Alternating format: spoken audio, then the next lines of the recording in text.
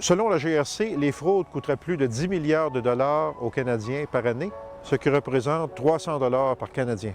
Comment différencier le vol de la fraude? La présence ou l'absence de consentement fait la différence entre une fraude et un vol. Il y aura un vol lorsqu'une personne s'empare d'un bien sans le consentement de la victime. Il y aura fraude si la personne s'approprie un bien, un service ou de l'argent avec le consentement de la victime, mais ce consentement a été obtenu par mensonge ou par tromperie. Nous avions accumulé des fonds pour la retraite et il y avait eu des fonds spéciaux aussi qui avaient été octroyés par le gouvernement de façon, quand il y a séparation du travail. Puis, ces fonds-là, il faut croire que les prédateurs financiers avaient les yeux là-dessus, puis que ça les intéressait, puis que finalement, ils ont mis le grappin là-dessus d'une manière ou d'une autre. On parle d'à peu près 75-80 000 OK. Qu'on avait investi avec notre conseiller financier, puis en 93, puis moi, j'ai pris ma retraite en 94. D'accord. Mais tout s'est bien déroulé de 93 à 2005. Ça a été superbe, il n'y avait aucun pépin. Donc, vous aviez un bon retour sur votre investissement? On avait un très bon retour. Les fonds étaient investis dans des choses régulières, là, comme des fonds mutuels ou des bons, ou des choses comme ça. On avait un conseiller financier. Puis lui investissait ça dans des compagnies quelconques. Là. Lui avait accès à une panoplie de compagnies. Ça a été une surprise. On revenait d'un voyage. J'avais été dans l'Atlantique j'avais un véhicule récréatif. Je revenais d'un voyage de peinture.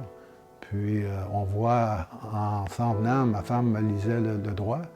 Puis en ouvrant la page, on aperçoit le visage de notre aviseur financier qui était là, puis avec la grosse en tête. Mini Norbourg à Gatineau. C'était juste après le scandale de Norbourg. Tout a déboulé, hein, la terre s'est effondrée. Là, on voulait savoir qu'est-ce qui était arrivé, puis il n'y avait pas moyen de rejoindre notre conseiller financier. Il était disparu, puis comme de raison, avec raison aussi. Hein. Ça a été un enfer pour un an de temps. Il n'y avait pas moyen d'avoir de l'information. Qu'est-ce qui arrivait? Où étaient nos fonds? Qu'est-ce qui est arrivé? Puis où est-ce qu'on s'en va avec ça? Il y avait une centaine qui étaient dans la même situation, puis étaient répartis d'un bord et l'autre du Canada, de Vancouver à Halifax. Et comme de raison, on ne se connaissait pas. Moi, j'en connaissais... Je pense que j'en connaissais pas un dans le groupe. Alors, tout ça, là, ça a pris du temps avant d'arriver ensemble, puis de discuter, puis de se connaître. Nous, on a été créés en 1992 et notre mandat, c'est vraiment défendre les intérêts des francophones, des aînés francophones à travers le pays. On a à peu près 60 000 aînés membres à l'intérieur de notre réseau, dont à peu près 26 000 qui proviennent des provinces autres que le Québec, donc qui sont en situation minoritaire là, un peu partout au pays. Grâce à l'appui du gouvernement fédéral, il y a 6 ans, on a reçu du financement pour vraiment faire la promotion, c'est-à-dire prévenir l'abus et la fraude chez les aînés. Donc, on a développé différents outils, dont entre autres un atelier, des ateliers qui sont menés par des bénévoles à l'intérieur des différentes communautés. Et surtout, c'est qu'il y a des situations d'abus, puis souvent l'abus, c'est pas évident, hein, parce que des fois, c'est par des proches, mais aussi des situations de fraude. Alors, on essaie d'aider les aînés à prévenir des situations de fraude. Donc, on donne des petits conseils, comme exemple, il y a des aînés qui ont toujours leur carte d'assurance, le numéro d'assurance sociale avec eux. Donc, ça, c'est pas une bonne chose à faire. Donc, des petits conseils comme ça pour éviter que les gens se fassent prendre par la fraude. Puis, croyez-moi, juste dans les 2 dernières semaines, là, j'ai eu au moins 2 personnes qui sont venues, qui m'ont dit qu'elles avaient été victimes de fraude. dont une dame ce matin à qui je parlais de la Saskatchewan, qui m'ont dit qu'ils avaient pris 9 500 $ sur sa carte Visa au Mexique, lors d'un voyage au Mexique, pour une petite bague qui coûtait à peine une centaine de dollars. On a des partenariats, on travaille avec les corps policiers, puis il y a aussi des agences qui sont spécialisées pour prévenir justement la fraude et on travaille de très près avec ces agences-là. Quand vous avez l'impression, quand on vous demande de payer pour quelque chose, de grâce, appelez un enfant, un parent, un ami, juste pour demander conseil avant de procéder. Puis, surtout au niveau informatique, hein, quand ça ne va pas, quand on sent là, qu'on est bloqué, notre première tentation, c'est d'essayer de résoudre le problème en ligne avec les informations qu'on nous donne. Il faut éviter ça. Alors, il faut demander à des gens qui sont un petit peu plus connaissants pour justement pas tomber dans le panneau. On a fait des plaintes à la police, on a fait des plaintes à tous les organismes de régulation aussi, comme le MFDA, le OBSI, qu'appelle aussi. Tous les ombudsmen que tu peux imaginer, on a fait affaire avec. Parallèlement à ça, puis même qui a débuté avant les accusations criminelles, il y a eu un recours collectif. On a engagé un avocat pour cette fin. Et depuis ce temps-là, l'avocat travaille sur le recours collectif. Il faut se méfier d'à peu près tout le monde. Moi, notre confiance dans le système de justice, puis dans tous les systèmes, puis dans les aviseurs financiers, puis les banquiers, et ainsi de suite, c'est tombé à zéro, hein, comme de raison.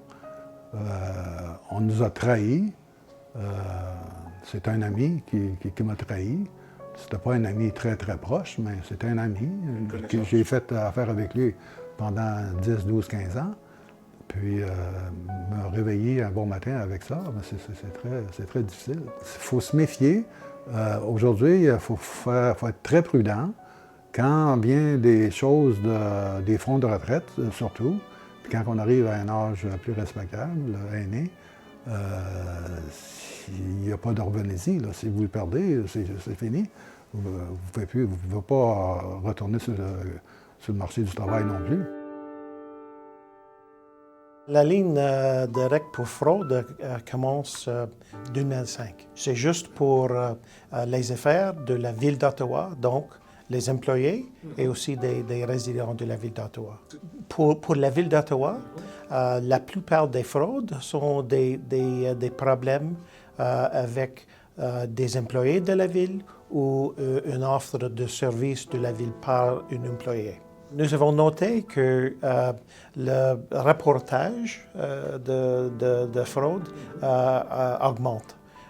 Selon nous, ce n'est pas possible de déterminer si la fraude augmente, mais c'est vrai que le nombre de rapports augmente. Selon moi, la raison pour ça, c'est le fait que chaque année, le rapport sur toutes les fraudes et d'abus, le rapport sur la ligne de fraude et d'abus, c'est pour les résidents, grâce à la média, c'est vraiment intéressant pour voir des rapports dans le rapport annuel. Dans le rapport annuel 2014, par exemple, il y a 5 ou 6 cas où c'était nécessaire d'appeler de la police.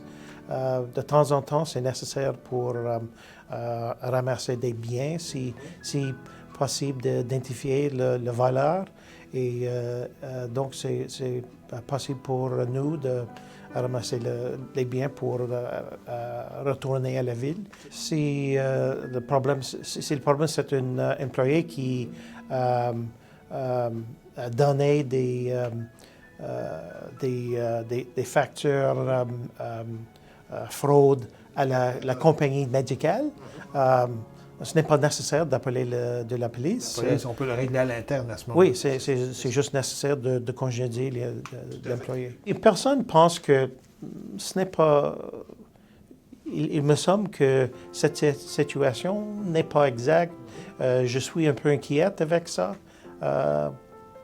Appelle la ligne directe de fraude et d'abus. Selon moi, c'est plus efficace d'appeler la ligne pour nous de faire une enquête. Et aussi, si nous travaillons encore ensemble pour éviter la fraude et l'abus, c'est une bonne chose pour le taux de taxe. Selon la Gendarmerie royale du Canada, 9 Canadiens sur 10 qui ont été victimes d'une fraude n'en parlent à personne. Il est primordial, lorsque l'on a été victime d'une fraude, d'en aviser les autorités compétentes. Cette démarche peut permettre de réduire au minimum les conséquences pour la victime et aussi de protéger des victimes potentielles. La GRC a publié un guide qui s'intitule « Guide de sécurité à l'intention des aînés » qui contient beaucoup d'informations sur la fraude. Et je vous invite à le consulter pour plus de détails.